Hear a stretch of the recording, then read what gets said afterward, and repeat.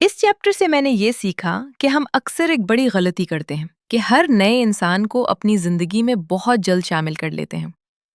جب کسی کے ساتھ ہماری بات چیت شروع ہوتی ہے تو ہم بعض اوقات اپنے دکھ، تکلیفوں اور پرانے زخموں کے ذریعے اس کے ساتھ تعلق بنانے کی کوشش کرتے ہیں۔ اس عمل کو ٹراما باؤنڈنگ کہا جاتا ہے۔ اکثر ہمیں یہ لگتا ہے کہ اگر ہم اپنے زخم اور مشکلات کسی کو دکھائیں گے تو وہ ہم پر ترس کھائے گا، ہمارے ساتھ ہمدردی کرے گا اور ہماری زندگی میں قائم رہے گا۔ لیکن یہ ایک صحت مند بنیاد نہیں ہوتی جس پر کسی تعلق کو قائم کیا جائے۔ بعض اوقات ہم خود بھی ایسا کرتے ہیں اور بعض اوقات دوسرے لوگ بھی ہمارے ساتھ یہی رویہ اختیار کرتے ہیں۔ میں نے یہ سیکھا کہ کسی نئے انسان کے ساتھ تعلق بناتے وقت مجھے اپنے دکھوں، تکلیفوں اور ماضی کے منفی تجربات کو فوراً شیئر نہیں کرنا چاہیے۔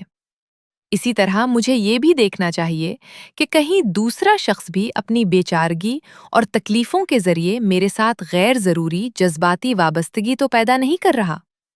اس کے بجائے مجھے اپنی ویلیوز شیئر کرنی چاہیے، یعنی میں کن اصولوں پر زندگی گزارتی ہوں، میری دینی اقدار کیا ہیں، میری ذاتی اقدار کیا ہیں، میں دوسروں کے ساتھ کس طرح کا رویہ رکھتی ہوں، اور میرے کام سے متعلق اصول کیا ہیں۔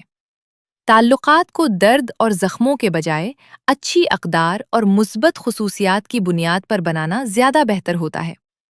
اس چیپٹر پر غور کرنے کے بعد مجھے احساس ہوا کہ اگرچہ میں لوگوں سے ہمدردی حاصل کرنے کی کوشش نہیں کرتی، لیکن بعض اوقات جب میں کسی نئے شخص کے قریب آتی ہوں تو میں اسے اپنے ماضی کے منفی تجربات اور ان لوگوں کے بارے میں بتانا شروع کر دیتی ہوں جنہوں نے میرے ساتھ اچھا سلوک نہیں کیا۔